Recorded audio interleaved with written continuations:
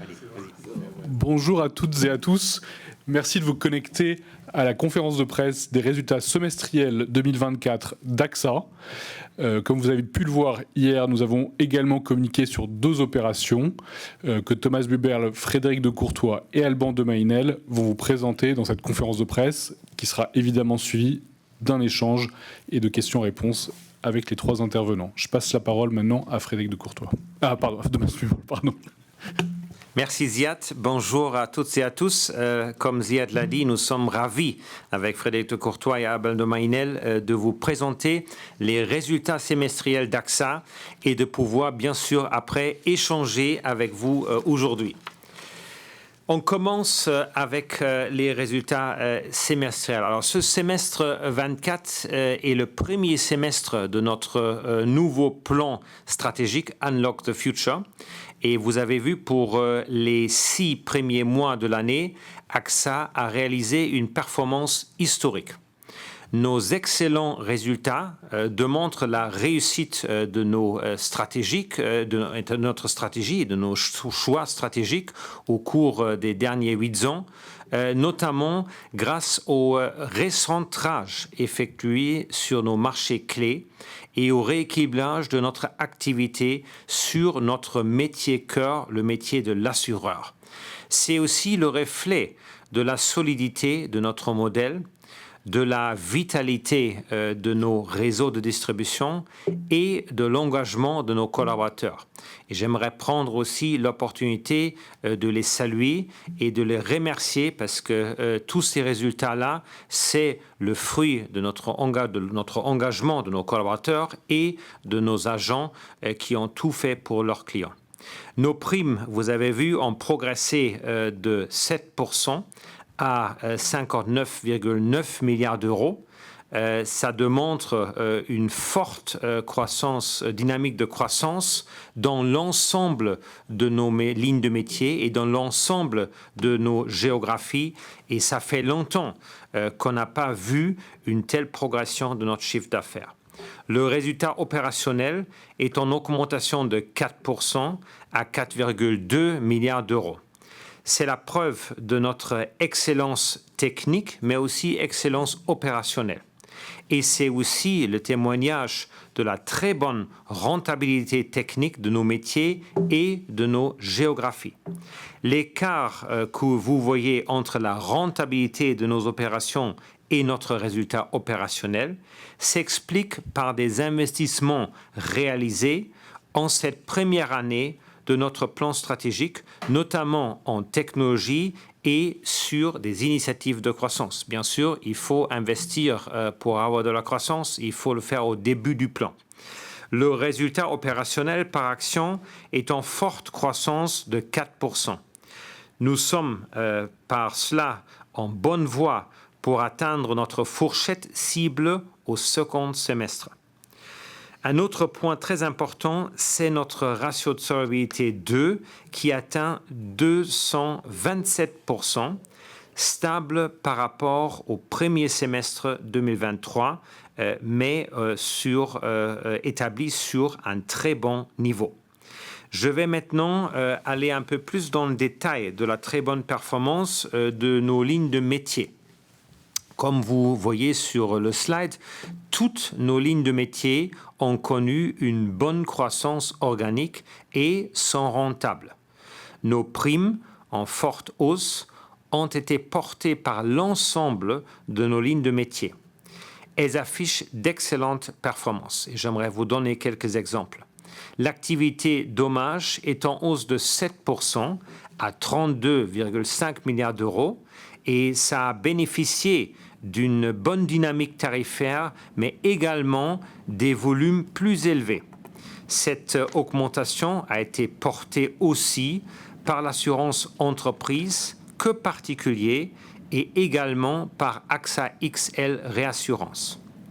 Notre segment vie et santé est en hausse de 7% à 26,5 milliards d'euros, en partie grâce à la croissance de notre segment Employee Benefits. Concernant le résultat opérationnel, vous le voyez, il est en hausse de 7% dans chacune de nos lignes de métier. notre rentabilité est solide et équilibrée. Elle est le fruit d'une bonne discipline tarifaire et de l'excellence technique que nous avons mise au cœur de notre plan stratégique. Ces bons résultats semestriels nous rendent confiants et fiers, et certainement confiants pour la réalisation de nos objectifs 2024. Et ça nous positionne aussi favorablement pour la suite de notre plan stratégique. Notre résultat opérationnel augmente de 7%, vous l'avez vu avant. Notre résultat opérationnel par action est quant à lui en hausse de 4%. Cela reflète la force de notre modèle d'entreprise qui est équilibré entre sa branche entreprise et particulier. Nous sommes confiants pour obtenir une croissance de notre résultat opérationnel par action conforme à l'objectif de notre plan de 6 à 8%. Le rendement de nos capitaux propres est quant à lui au-delà de la fourchette cible à 16,6%. Ces objectifs viennent compléter le maintien d'une solvabilité forte avec un ratio à 227%. Comme vous avez dû le voir dans notre communication hier soir, nous entrons en négociation exclusive en vue de céder AXA Investment Managers à BNP Paribas. Ce projet est évidemment soumis aux consultations sociales et à l'obtention des approbations réglementaires. AXA Investment Managers est une véritable success story développée au sein d'AXA depuis plus de 25 ans. Je tiens d'ailleurs à remercier toutes les équipes pour leur engagement. En unissant ses forces avec BNP Paribas, qui est l'un des leaders européens du secteur bancaire et avec qui nous partageons les mêmes valeurs, cette entreprise bénéficiera d'une opportunité unique pour se développer et devenir un gestionnaire d'actifs de taille mondiale grâce à la mise en commun des talents de grande qualité et aux compétences complémentaires. Nous avons vu au cours des dernières années une consolidation forte du secteur de la gestion d'actifs hyper concurrentiel. Ça a accéléré et ça nécessite aussi un passage à l'échelle pour AXA Investment Managers pour rester compétitif. Nous avons certainement chez AXA une stratégie de croissance en assurance vie et épargne et ça nécessite un asset manager, un gestionnaire d'actifs qui est compétitif. Conscient de cette tendance qui constitue un challenge pour tous les gestionnaires d'actifs de taille moyenne, nous avons exploré ces derniers mois plusieurs options. Il est très important pour nous de trouver la configuration qui offre les meilleures perspectives de développement de long terme pour cette entreprise à laquelle nous sommes très attachés, en particulier pour continuer à développer notre activité vie et épargne. Ce que soit la complémentarité des entreprises et de focus respectifs en termes de clientèle ou des géographies, l'engagement social et sociétal est encore l'ADN de la culture du dialogue social. Et c'est vrai que les deux maisons, AXA et BNP, partagent cette culture. Et c'est pourquoi il était apparu naturel que BNP est le meilleur partenaire aussi du point de vue social pour cette transaction. C'est aussi pour cela et enfin de continuer à bénéficier des avantages compétitifs d'AXA Investment Managers au service du développement de nos activités vie, épargne, retraite, qu'AXA conclurait également un accord de gestion d'actifs de long terme avec BNP Paribas. Nos réseaux de distribution auraient ainsi accès à une gamme plus diversifiée de produits hautement performants, tout en poursuivant nos investissements dans les expertises phares d'AXA Investment Managers, comme notamment la gestion obligataire ou les alternatives. Cet accord comprendrait également des garanties visant à assurer que la nouvelle plateforme répond à nos exigences en termes de performance d'investissement dans l'intérêt de nos clients et de nos actionnaires. Concrètement, cet accord viendrait renforcer la compétitivité de nos réseaux sur l'épargne grâce à la combinaison des expertises de ces deux entités. Cette transaction devrait rapporter 5,4 milliards d'euros, soit 15 fois les résultats opérationnels de 2023. AXA a l'intention de compenser la dilution des bénéfices résultant de la cession par un programme de rachat d'actions pour une partie de ce montant.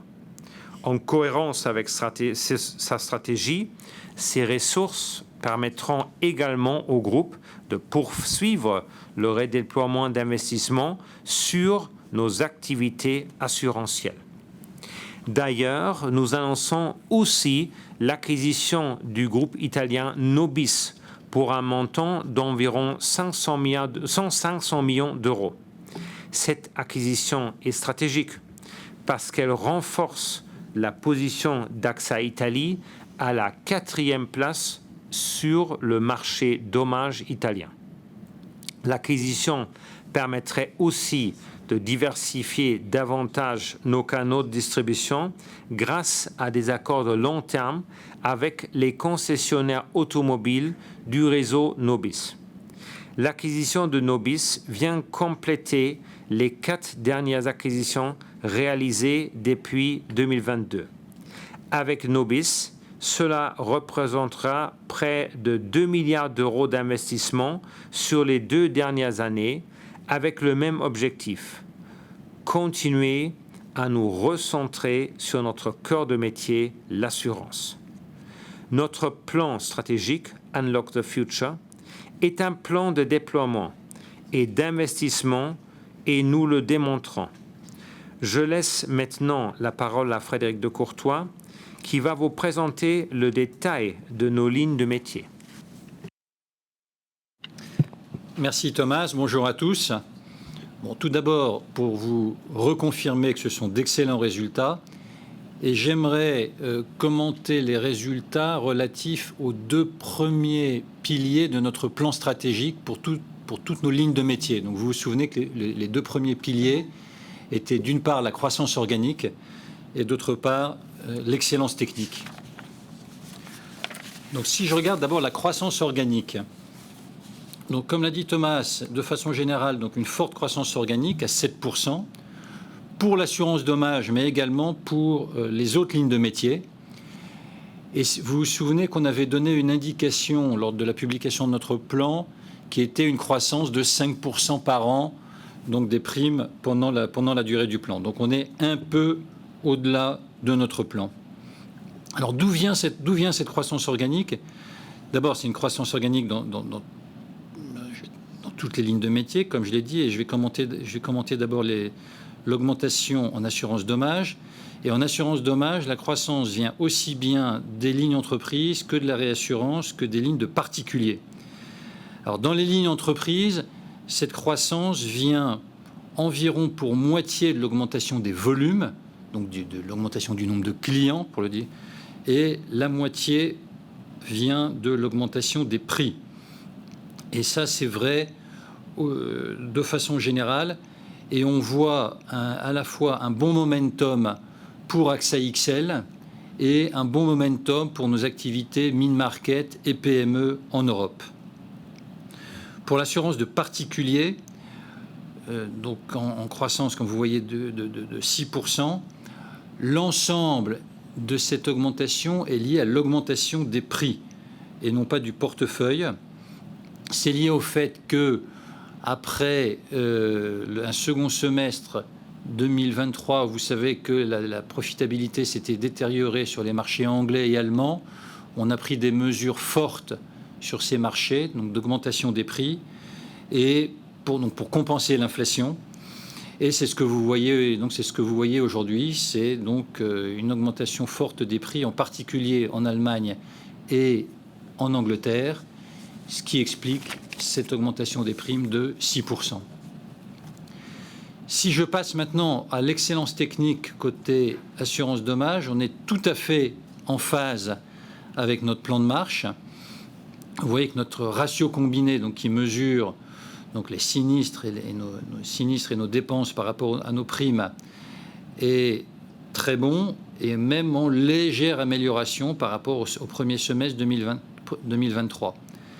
Alors, de façon générale, ça vient à la fois de l'assurance de particuliers et de l'assurance entreprise, sachant que les marges aujourd'hui dans ce cycle de marché sont meilleures en assurance entreprise, qui représente 2/3 de notre activité, qu'en assurance des particuliers, qui représente 1/3. Augmentation du résultat de 7%. Cette augmentation du résultat est à la fois la conséquence de ce que je viens de dire sur la rentabilité technique et sur l'amélioration de la rentabilité technique, mais également le résultat de l'augmentation des produits financiers. Il ne vous aura pas échappé que les taux ont augmenté et donc que nous bénéficions de cette hausse des taux sur nos placements en face de nos engagements d'assurance.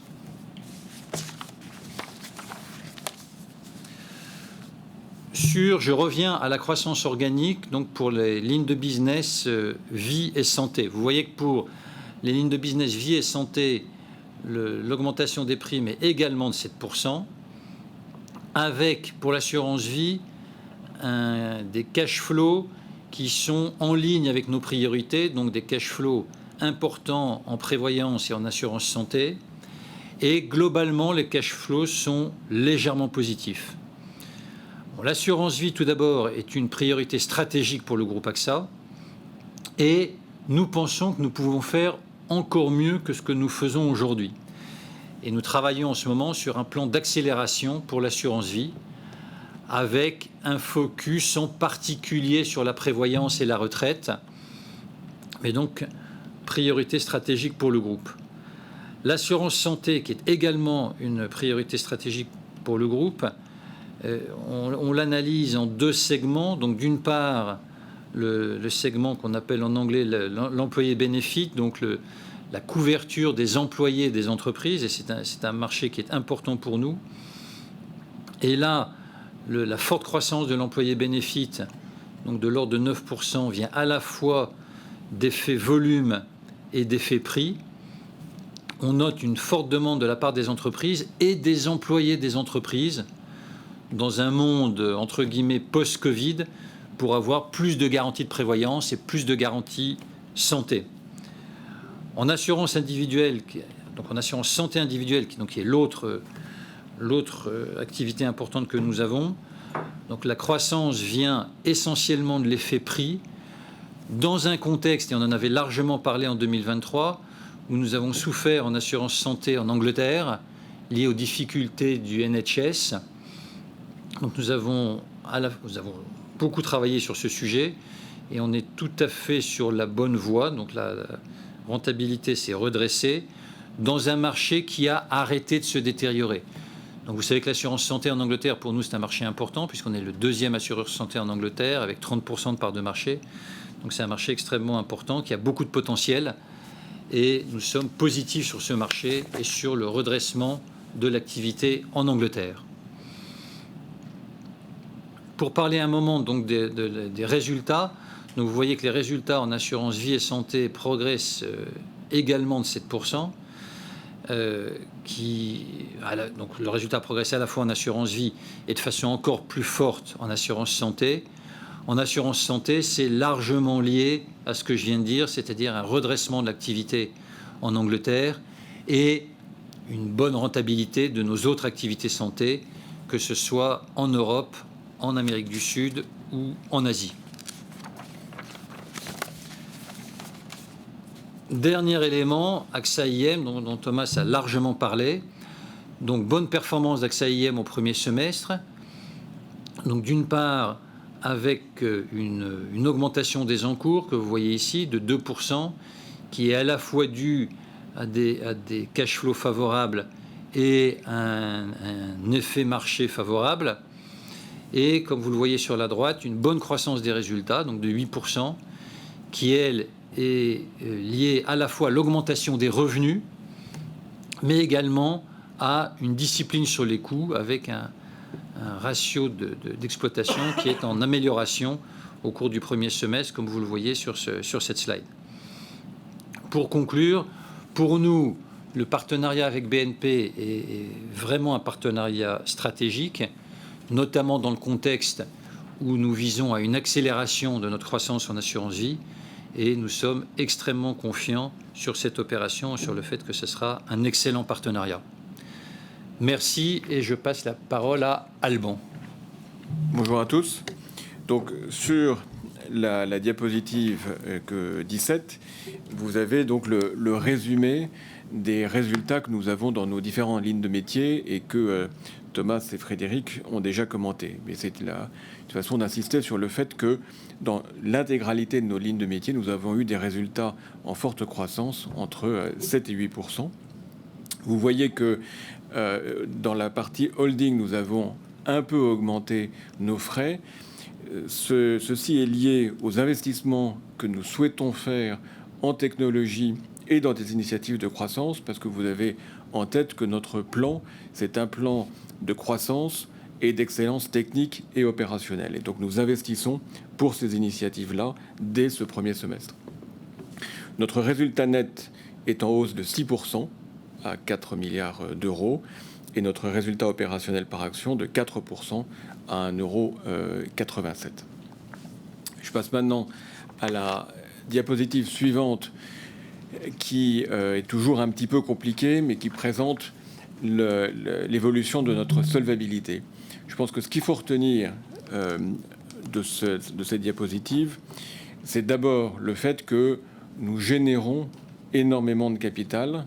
Vous voyez que nous générons 16 points de solvabilité en un semestre. Nous avions dit qu'on ferait 26 à 30 points de solvabilité par an. Donc nous nous inscrivons exactement dans cette épure. Et ça, c'est lié au fait que nous avons un modèle qui est extrêmement rentable et sur la base de produits qui nécessitent peu de fonds propres. Bien évidemment, nous prévoyons de rendre une partie significative de cette génération de capital via des dividendes l'an prochain, et nous le provisionnons dès à présent. Ce sont les moins 11 points. Et puis, le point qui reste intéressant, c'est sur la droite, le fait que nous avons une solvabilité élevée, à 227%, donc, et qui est très peu sensible aux variations de marché. Nous avons significativement changé le profil du groupe dans les 3 dernières années, et ce faisant, nous avons beaucoup réduit notre sensibilité au marché, et c'est un point extrêmement important. Je rends maintenant la parole à Thomas pour la conclusion. Merci Alban. Et pour conclure, nous pouvons retenir de ces annonces les points suivants. 1. Notre plan stratégique réalise un début prometteur et nous réalisons une performance remarquable sur ce premier semestre. 2. Nous entrons en négociation exclusive en vue de céder AXA Investment Managers à BNP Paribas avec un accord de gestion d'actifs de long terme afin de soutenir le développement de nos activités vie, épargne et retraite. Troisièmement, nous avons conclu un accord pour acquérir Nobis, une société italienne d'assurance qui permet à AXA Italie de renforcer sa position sur le marché italien. Et quatrièmement, la simplification de notre modèle d'activité va continuer en nous concentrant sur notre cœur de métier, l'assurance. Cette excellente performance d'AXA au premier semestre 2024 nous positionne idéalement pour l'atteinte de nos objectifs du plan stratégique Unlock the Future. Nous sommes maintenant à votre disposition pour répondre à vos questions. Merci. Merci Thomas, merci Frédéric, merci Alban. Nous allons passer, comme Thomas l'a dit, aux questions-réponses.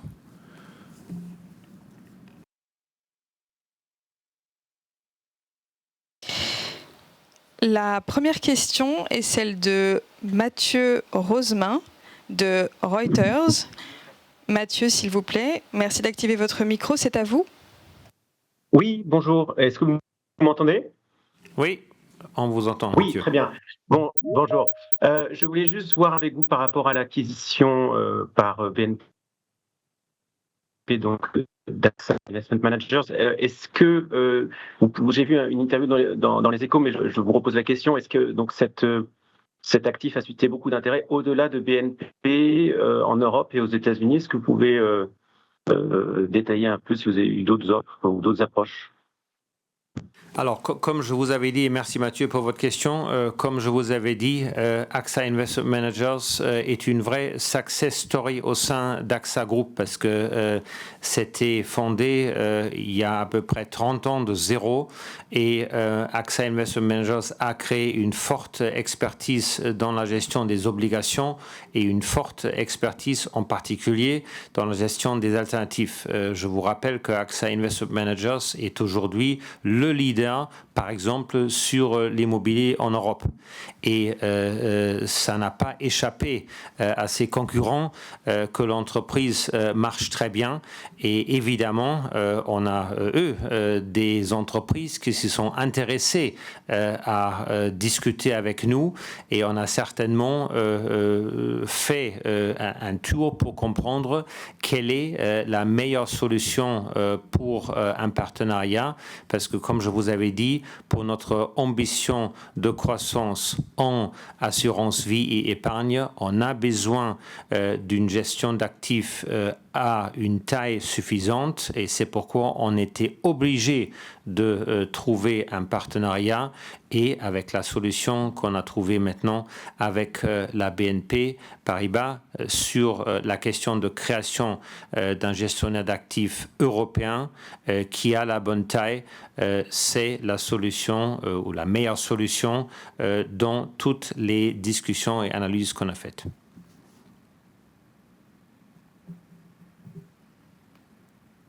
Prochaine question. La prochaine question est celle de Jean-Luc Champetier d'Investir. Jean-Luc, merci d'activer votre micro, c'est à vous.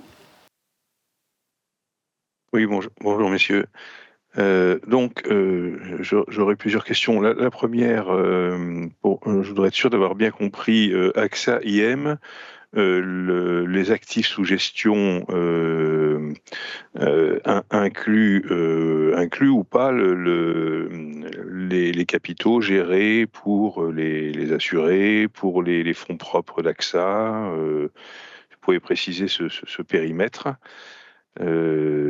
Deuxième question, quel est le pourcentage exact de privation de résultats opérationnels et donc le pourcentage du capital à racheter? Puisque vous indiquez un montant, mais ça dépendra du cours. Donc, si vous pouviez préciser le pourcentage du capital, du nombre d'actions à racheter. Voilà. Et ensuite, sur la valorisation, c'est la troisième question d'AXA IM. Si je comprends bien, en lisant les Échos, c'est 0,6% des assets under management. Mais est-ce que vous pouvez donner le numérateur et le dénominateur pour obtenir ce ratio de 0,6% en incluant Select, j'imagine, qui va être cédé à AXA IM? Je vous remercie. Jean-Luc, merci pour vos trois questions. Je propose que Alban de Maïnel va répondre aux trois questions. Je pense sur la dernière question, c'est pas nous qui avons mis ce chiffre en avant. On va essayer de vous expliquer comment ce journal est arrivé à ce chiffre.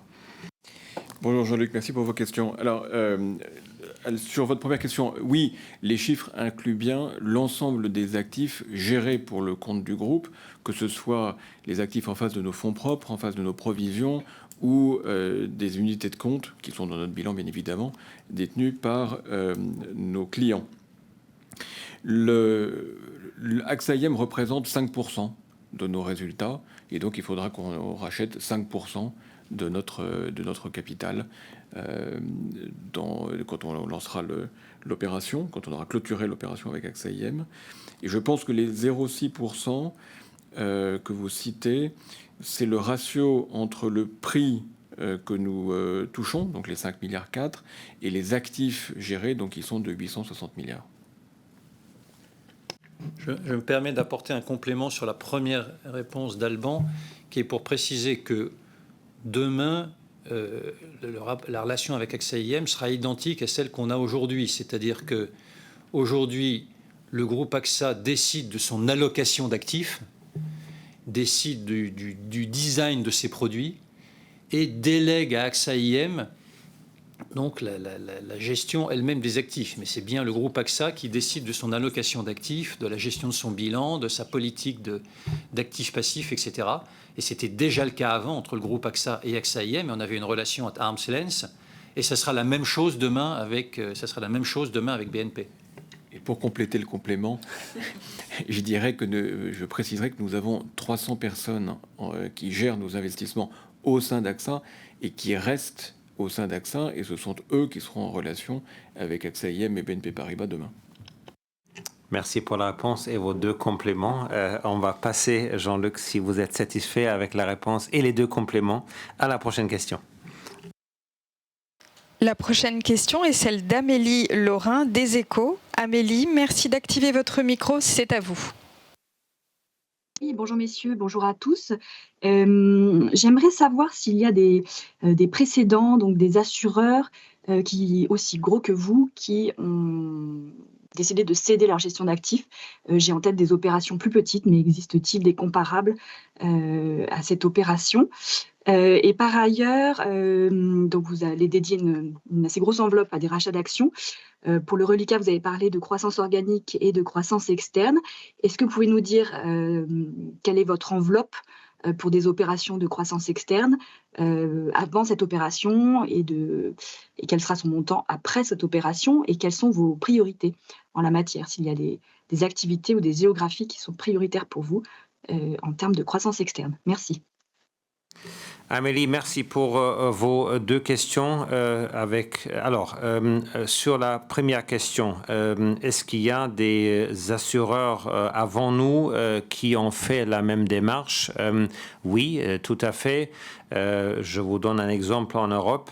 Zurich Assurance en Suisse, par exemple, a suivi la même démarche. Et il y a beaucoup d'assureurs qui n'ont pas leur propre filiale de gestion d'actifs, ou si vous vous rappelez, un autre assureur aux Pays-Bas a aussi pris cette décision il n'y a pas longtemps. Ça veut dire c'est tout à fait quelque chose qu'on a vu ailleurs.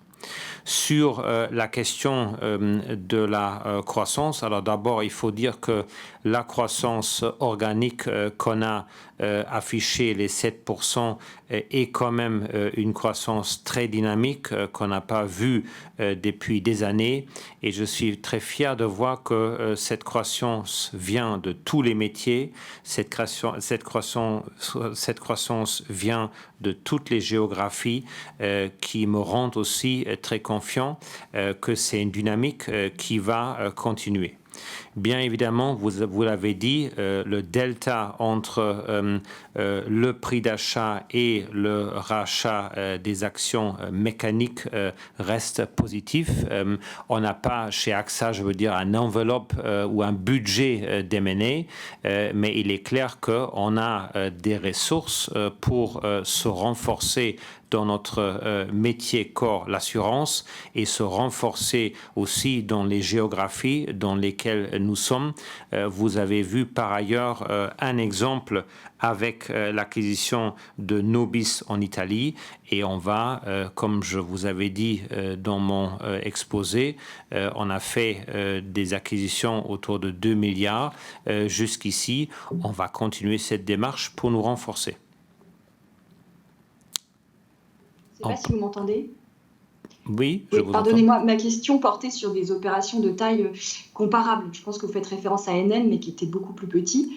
Oui. Est-ce que Zurich, c'était une opération aussi grosse que la vôtre ou sinon, est-ce qu'il y en a eu d'autres aussi grosses ? Alors, il faut maintenant bien calculer parce que Zurich, c'était, je pense, il y a presque 20 ans, un peu moins que 20 ans. Alors, les prix à l'époque ont été un peu différents, mais si vous prenez un peu une taille comparable, ça rentre là-dedans. Mais encore une fois, on ne se compare pas aux autres. Chaque entreprise a sa propre stratégie. Notre stratégie est une stratégie de se focaliser sur le métier de l'assurance, de se focaliser sur quelques géographies cibles bien choisies. Et comme je vous avais dit, la nécessité de trouver un partenaire est venue par notre souhait stratégique de nous renforcer encore plus dans l'assurance vie et de l'épargne. Et pour ça, il faut avoir un gestionnaire d'actifs qui a la bonne taille. On passe à la prochaine question. Yes, next question.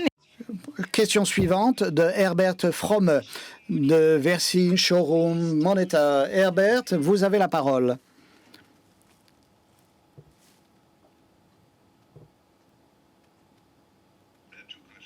J'ai deux questions. La première est la suivante. Les assureurs dans de nombreux pays souffrent de deux tendances négatives. La première, c'est l'inflation des sinistres dans l'automobile, dans la construction. L'autre, c'est les courbes de mortalité, notamment aux États-Unis avec la pandémie. N'avez-vous pas le sentiment que ces tendances vont vous impacter ou vous ont déjà impacté, vous avez pu les compenser d'une manière ou d'une autre? Deuxième question, vous avez parlé d'acquisition donc, que vous réalisez en Allemagne. Vous êtes numéro 6 ou numéro 7 sur le marché allemand en fonction des indicateurs. Depuis un moment, vous perdez des parts de marché. En tout cas, vous ne progressez pas en Allemagne. Y a-t-il la possibilité qu'après une acquisition en Italie, vous allez faire une acquisition en Allemagne? Alors, merci, dit Thomas Buberl, Monsieur Fromme, pour vos deux questions, notamment la deuxième, qui est une question provocante. Je suggère que Frédéric de Courtois réponde à la première question et que ce soit moi qui réponde à votre deuxième question, puisque vous avez besoin d'un Allemand, n'est-ce pas, qui réponde à cette question. Alors, il est vrai que concernant l'Allemagne, nous sommes le 6e ou le 7e en ce qui concerne la part de marché globale. Mais je ne regarde jamais la part de marché globale. Moi, ce que je regarde, ce sont les segments dans lesquels nous opérons et dans lesquels nous voulons être présents. Nous sommes un assureur de santé très important, probablement le 3e sur le marché allemand. Sur l'assurance santé, nous sommes très forts dans l'assurance des entreprises, probablement le 2e ou le 3e du marché allemand. Nous sommes également un assureur très fort dans l'assurance dommages des particuliers. Ce sont des segments qui sont sélectionnés de façon très attentive sur le marché allemand en ce qui concerne les activités à forte garantie sur l'activité vie pour réduire notre portefeuille et de ne plus être présent dans les activités à fond général à forte consommation de capital, mais en nous focalisant davantage sur les activités à plus faible consommation de capital comme les unités de compte. Vous avez parlé de l'acquisition en Italie. Clairement, s'il y avait une acquisition similaire à celle de Nobis en Allemagne, nous la regarderions de très près. Frédéric de Courtois, sur la première question. Alors, tout d'abord, sur la question de l'inflation. Par définition, l'inflation, c'est une menace pour les assureurs. Et nous constatons un pic de cette inflation ces dernières années. Alors, qu'est-ce qui s'est passé? Tout d'abord, dans la plupart des marchés, les prix ont progressé en fonction de cette inflation. Certains, notamment au Royaume-Uni et dans une moindre mesure en Espagne, nous avons pu augmenter nos tarifs pour compenser cette hausse de l'inflation. Nous voyons une baisse de cette inflation. Nous allons continuer d'être prudents et de gérer ceci de façon disciplinée, mais je dirais que la question est essentiellement derrière nous. Sur la question de la mortalité, vous avez raison. Il y a eu un pic de la mortalité, essentiellement lié à la pandémie du coronavirus. Nous l'avons vu, essentiellement pour certains réassureurs. De notre côté, nous n'avons pas souffert d'une hausse des sinistres particulière. Nous avons eu une hausse des sinistres liés à la mortalité, mais nous avons également des expositions à la longévité. Donc, je dirais que ça a été positif sur ces garanties liées à la longévité. Pour nous, cela n'a pas eu un impact significatif sur notre compte de résultat. Merci Frédéric. Alors, passons maintenant à la question suivante, si vous le voulez bien. Celle de Thierry Goubi de News Assurance Pro. Thierry, merci d'activer votre micro, c'est à vous. Bonjour à toutes et bonjour à tous, est-ce que vous m'entendez? Oui, on vous entend Thierry. Bonjour, une question à propos de Nobis et plus largement de vos acquisitions futures. Est-ce que c'est aussi un moyen de tester des nouveaux canaux de distribution, sachant que Nobis a une distribution particulière? Vous vous appuyez beaucoup sur les agents généraux dans certains pays, en France, en Italie. Est-ce que c'est aussi une manière d'aller tester de nouvelles façons de distribuer vos produits? Et une question qui se prolonge, vous avez indiqué avoir dépensé 2 milliards d'euros dans des acquisitions ces dernières années pour vous recentrer sur vos activités. Quelle est l'enveloppe globale que vous pourriez avoir à débourser jusqu'à la fin de votre prochain plan pour faire ces acquisitions? Merci beaucoup. Merci Thierry pour vos deux questions. Je laisse Frédéric de Courtois parler sur Nobis et la question des nouveaux réseaux. Et pour votre deuxième question, je répète, c'est ce que j'ai dit à Amélie avant, on n'a pas un enveloppe ou un budget M&A. On a suffisamment de ressources pour en faire. On regarde des opportunités dans nos marchés cibles et vous avez vu maintenant 3-4 transactions qui vous donnent une idée qu'est-ce qu'on cherche et de quel caractère d'opération on cherche. Frédéric sur Nobis et les nouveaux réseaux. Je vais d'abord compléter la réponse de Thomas en disant que si on regarde les acquisitions qu'on a fait au cours de ces 2-3 dernières années, avec un peu de recul, on est satisfait de ces acquisitions. Que ce soit le Crédit Mutuel en Espagne, l'AIA en Irlande, Groupama en Turquie. Et c'est toujours une satisfaction pour nous et nos CEO locaux sont aussi satisfaits de ces opérations. Je crois qu'on a fait des bonnes opérations complémentaires de nos business locaux qui ont permis d'accélérer le business dans ces différentes géographies. Donc on est satisfait de ces investissements. Votre question sur Nobis est intéressante. D'abord, nos réseaux prioritaires restent nos réseaux physiques. On y croit beaucoup, nos réseaux d'agents, nos réseaux salariés, les collaborations qu'on peut avoir avec les réseaux d'AFS dans une certaine mesure, et l'assurance directe, qui est un métier qu'on exerce dans différents pays, notamment en Europe, en Corée et au Japon. Donc on aime bien, nous, nos réseaux, de façon générale, on aime bien nos réseaux propriétaires, entre guillemets, même si, encore une fois, on travaille bien avec des réseaux d'AFS. Donc Nobis, et vous l'avez bien perçu, pour nous, c'est également une manière d'expérimenter des nouveaux réseaux de distribution. Alors Nobis a un petit réseau d'agents qu'on va intégrer, et Nobis distribue au travers de concessions automobiles et d'agences de voyage, qui n'est pas ce qu'on fait traditionnellement, même si on a des partenariats dans un certain nombre de pays avec des réseaux de concessionnaires automobiles. Mais Nobis a un know-how spécifique sur ces sujets. Et en rachetant Nobis, on a non seulement racheté une entreprise rentable, on va avoir un certain nombre de synergies par ailleurs, mais on était content d'acquérir leur know-how, en particulier sur les concessions automobiles et les agents de voyage. C'est des métiers qu'ils font de façon extrêmement efficace et rentable. Et donc oui, on était content en plus de leur petit réseau d'agents, d'acquérir leur know-how dans ce mode de distribution qu'on pourrait accélérer dans d'autres pays. Merci Frédéric et on passe à la prochaine question. Next question is from Abby. Suivant de Abby Ward de Insurance Insiders. Votre micro, s'il vous plaît, et allez-y. Merci. Je me demandais si vous pourriez élaborer un petit peu le genre de conditions dans le marché des dommages. Est-ce que vous attendez de ce marché dans le deuxième semestre de cette année? Merci, Abby. Avant votre question, je passe cela à Frédéric de Courtois qui vous donnera un peu plus de couleur sur ces questions, sur les conditions de ce marché de l'IARD, des dommages. Merci pour cette question. Dans l'ensemble, ces conditions restent positives dans le premier semestre. Ensuite, il nous faut aller vers les différents sous-segments.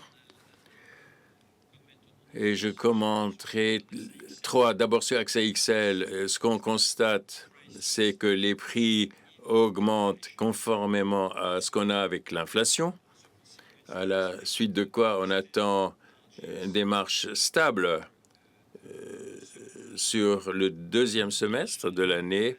Maintenant, par rapport au mid-market et tout ce qui est PME, PMI en Europe, ce qui pour nous est un marché important, on continue à avoir des hausses de prix plus fortes que l'inflation. Autrement dit, on devrait constater une amélioration des marges sur la deuxième moitié de l'année.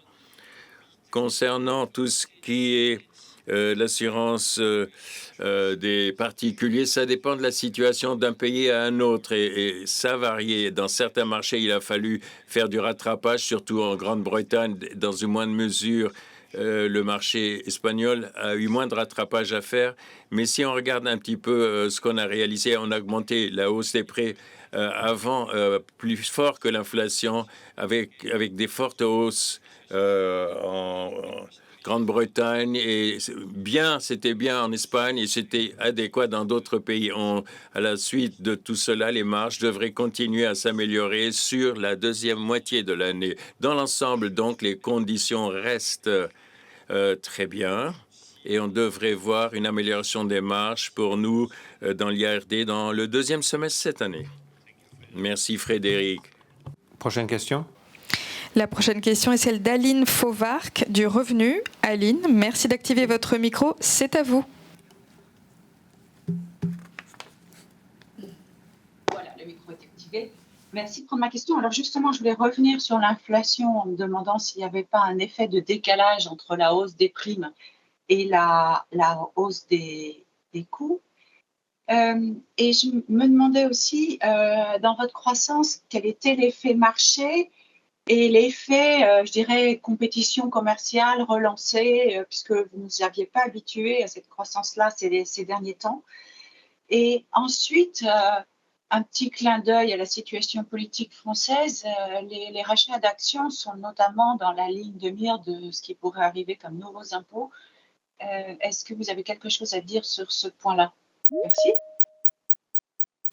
Merci Aline pour vos questions. Je vais demander à Frédéric de Courtois à nouveau à répondre aux premières deux questions sur l'inflation et qu'est-ce que c'est effet marché et effet croissance. Je vais vite répondre à la troisième question liée à la situation politique. Alors, d'abord, ces rachats d'actions qu'on vient d'annoncer suite à la cession d'AXA Investment Managers sont des rachats mécaniques. Vous savez, avec la cession, on va perdre autour de 400 millions d'euros de résultats. Notre plan Unlock the Future a une fourchette cible de 6 à 8% des underlying earnings par action. Ça veut dire si on ne compense pas la perte du résultat avec la réduction des actions, on va pas arriver à faire notre plan et c'est ce qu'on a dit à nos investisseurs en février de cette année. Ça veut dire il faut tenir sa parole et c'est pourquoi ce rachat d'actions est un rachat mécanique et parce que le rachat mécanique est inférieur au prix que la BNP va payer, il nous reste des moyens pour réinvestir et réorienter nos moyens dans l'assurance comme on vient d'évoquer avant. Il est vrai aussi que dans la discussion, il y a une fiscalité sur les rachats d'actions. Pour le moment, on ne sait pas si un nouveau gouvernement, quand ça existe, va poursuivre cette piste. Mais au pire des cas, ça va donner un renfort au budget public de la France qui n'est pas mal en ce moment. Frédéric. Sur l'inflation, alors vous avez raison qu'il y a toujours un peu un décalage entre l'inflation vue est perçue par les consommateurs et l'inflation telle qu'elle, pour nous, elle est perçue. Parce que il y a un phénomène de transmission qui est ralenti. Et c'est ce qu'on a vu quand l'inflation a commencé à augmenter. Donc il y a 2 ans, l'inflation pour les consommateurs a commencé à augmenter. Et nous, on a vu l'impact sur la réparation automobile, sur la réparation, etc., 6 mois après. Donc il y a à peu près 6 mois de décalage au démarrage, si je puis dire, mais également quand l'inflation ralentit. C'est-à-dire qu'on voit là l'inflation pour les consommateurs baisser fortement. Elle baisse moins fortement pour nous. Il y a encore des effets de rattrapage. Mais je dirais que c'est toujours ce décalage de l'ordre de 6 mois qu'on voit pour notre métier. Pour ce qui est de la croissance, alors vous avez raison qu'on ne vous avait pas habitué à des croissances telles que celle-là lors de notre plan précédent. C'était assez largement dû au fait qu'on avait mené avec discipline des opérations pour baisser notre activité dans un certain nombre de dans un certain nombre de domaines. On avait baissé la réassurance dommages 4, par exemple. On avait baissé des activités de réassurance santé qui n'étaient pas rentables. On avait été discipliné sur la distribution des fonds en euros. Et donc, on avait dit lors de notre plan que si on excluait ces effets négatifs, au fond, la croissance organique lors de notre plan précédent, elle n'a pas été très éloignée de 4-5%. Donc, d'une part, on n'a plus ces effets, ces effets exceptionnels, on l'a fait et donc on n'a plus à le faire. Donc, on a maintenant une croissance naturelle. Et cette croissance naturelle bénéficie également d'un certain nombre de projets de croissance organique que nous avons commencé à financer en 2023 et qu'on avait assez largement commenté et qui commencent à porter des fruits. Donc je parle par exemple de notre projet de développer l'assurance pour les entreprises de taille moyenne, donc les ETI, des projets d'accélération dans le domaine de l'employé-bénéfice, donc les couvertures pour les employés en termes de santé et de prévoyance. Donc tout ça, on a investi en 2023 et on commence à voir les premiers fruits de cette accélération en 2024. Donc oui, effectivement, pour toutes ces raisons, on a une croissance organique qui est supérieure à ce à quoi on vous avait habitué, si je puis dire, lors du précédent plan. Merci Frédéric. Et on prend peut-être une dernière question avant de clôturer cette séance. La dernière question est celle d'Alexandre Rajbandari de Bloomberg. Alexandre, merci d'activer votre micro. C'est à vous. Bonjour, merci beaucoup à tous pour cette présentation. Je voulais simplement vous poser une question sur le deal à nouveau. Quelle est l'importance que vous accordez au partenariat qui dure 15 ans avec BNP? Est-ce qu'il y a des clauses de revoyure, des termes? Est-ce que vous pouvez nous expliquer un peu comment ces termes risquent d'évoluer? Parce que vous voyez, sur des partenariats similaires, je pense à celui entre Crédit et Amundi, les parties ne sont plus d'accord sur les termes à partir d'un certain moment. Donc, est-ce qu'il y a des clauses de revoyure, sachant que bon, vous perdez contrôle de votre gestion d'actifs, il y a d'autres acteurs comme vous qui considèrent que c'est assez stratégique. Donc, j'imagine que le partenariat est très important. Merci. Merci Alexandre pour votre question. Alban va vous répondre. Bonjour Alexandre, merci pour votre question. Alors, je commence par votre dernier commentaire. On vend AXA IM, on ne perd pas le contrôle et c'est extrêmement important. Je reviens sur ce qu'on disait il y a 5 minutes sur le fait que nous gardons au sein d'AXA une équipe de 300 professionnels qui font les études d'actifs passifs, qui déterminent l'allocation d'actifs, qui encadrent énormément les mandats donnés à AXA IM aujourd'hui et à BNP Paribas et AXA IM demain. Et donc, nous sommes en contrôle et c'est important de garder ça en tête. Et c'est vrai aussi pour les fonds sous-jacents à notre offre en unité de compte. Là encore, nous avons la capacité de choisir. Alors, c'est un partenariat de 15 ans, c'est un partenariat de long terme. Et donc, bien évidemment, nous avons prévu d'avoir des discussions fréquentes avec BNP Paribas sur la performance des actifs, sur la performance des fonds, voire de leur côté aussi s'ils pourraient nous offrir des expertises supplémentaires dans lesquelles on aimerait investir. Donc ça va être quelque chose de vivant, à la fois sur l'offre, et puis bien évidemment, si l'on voit que le marché évolue d'une façon ou d'une autre, nous en parlerons avec BNP Paribas. Mais c'est un esprit de partenariat que nous avons choisi d'adopter vis-à-vis de BNP Paribas, parce que c'est pour le long terme. Merci Alban et merci à vous tous pour vos questions et aussi être avec nous aujourd'hui. Je vous souhaite une belle journée et un bel été et j'espère qu'on se voit bientôt à la rentrée. Merci et bonne journée.